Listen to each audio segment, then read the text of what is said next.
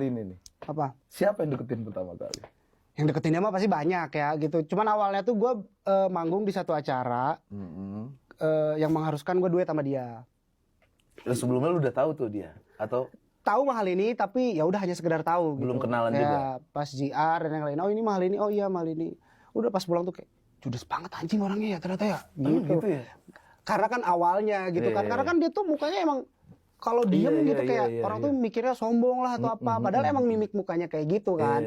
Judes banget ternyata segala macam, sombong banget. Udah di luar list kayaknya nih. Anjir, lu sempat mikir gitu? Ya, maksudnya di luar list itu dalam artian kan gue lagi mencari seseorang saat itu kan kayak, duh, kayaknya terlalu sepi. Gak ada kepikiran lah intinya, gak ada kepikiran untuk misalkan bisa jadi pacar atau apa, hanya sekedar teman mungkin.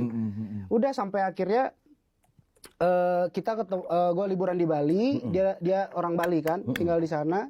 Terus akhirnya kita dipertemukan sama satu teman si Aan Story. Aan Story teman nama ini. Tahu Aan Story? Pemain keyboard kan dia? Iya, pemain keyboard. Iya. Terus akhirnya si Aan itu ketemu lah di satu tempat TV.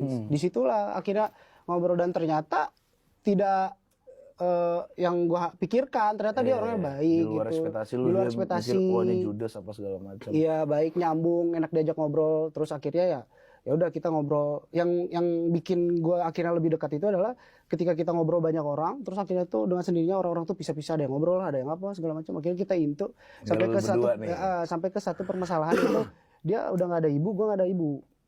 Wah. Itu padahal pertama kali pertemuan gitu gua sama dia. Harusnya ada gua juga tuh, biar trio gitu. Iya.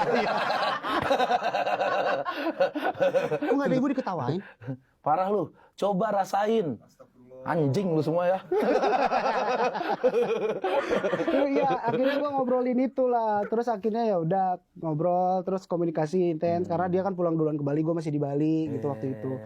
Terus akhirnya ya udah karena ada pembicaraan yang sangat privacy lah waktu itu tentang keluarga dia, gue pun tentang keluarga gue, ada rasa nyambung. Akhirnya podcast lah ibarat lu berdua sama dia. Iya, sampai akhirnya ada timbul rasa bukan kasihan tapi lebih kayak kok gue ngerasain rasa sedihnya dia juga ya gitu.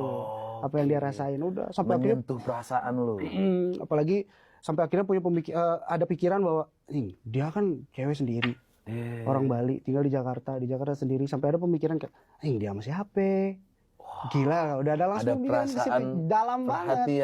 Iya, dan sampai akhirnya bokap tuh nggak tahu tuh kejadian yang di Bali itu apa viral kan, rame kan waktu itu. Terus akhirnya bokap pun yang nggak pernah menanyakan tentang hubungan, tentang cinta gitu, nggak pernah sama sekali gitu.